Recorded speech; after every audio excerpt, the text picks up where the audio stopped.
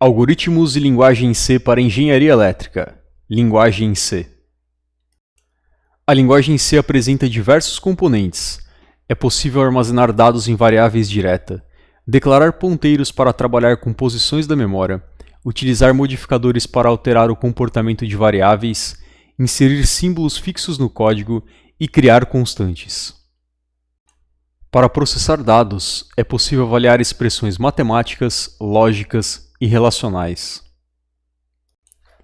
É possível colocar textos dentro do código através de comentários de linha única e de múltiplas linhas. C permite a criação de blocos de códigos, funções, tipos de dados definidos pelo usuário e macros.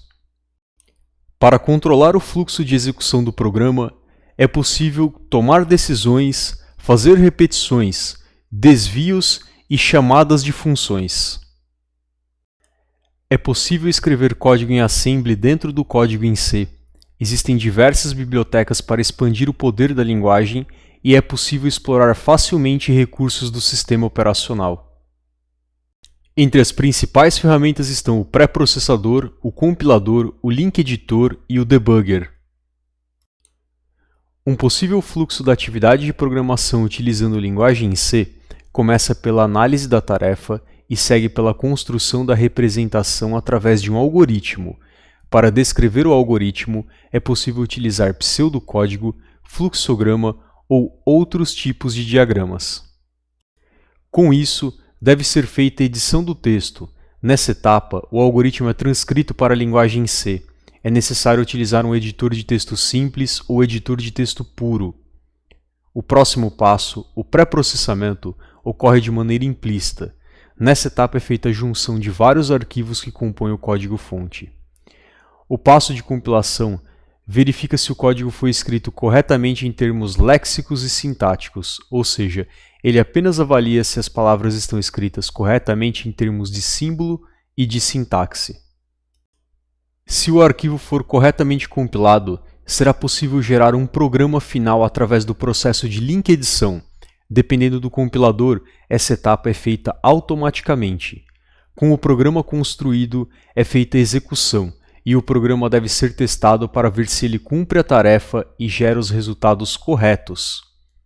O passo 8 diz para corrigir os erros eventuais e é uma boa prática procurar por erros de lógica.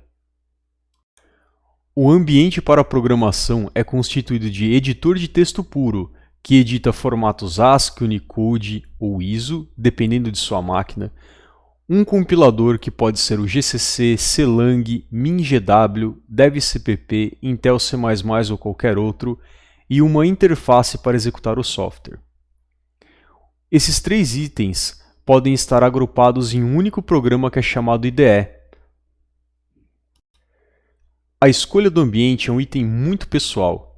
Às vezes o que é produtivo para um não é produtivo para o outro. Minha sugestão para a finalidade educacional é essa. No Linux, utilize o editor de texto de sua preferência e o GCC como compilador. Nos BSDs, utilize o editor de texto de sua preferência e CLang como compilador. No Windows, o DevCpp fornece uma IDE com editor, compilador e interface para execução.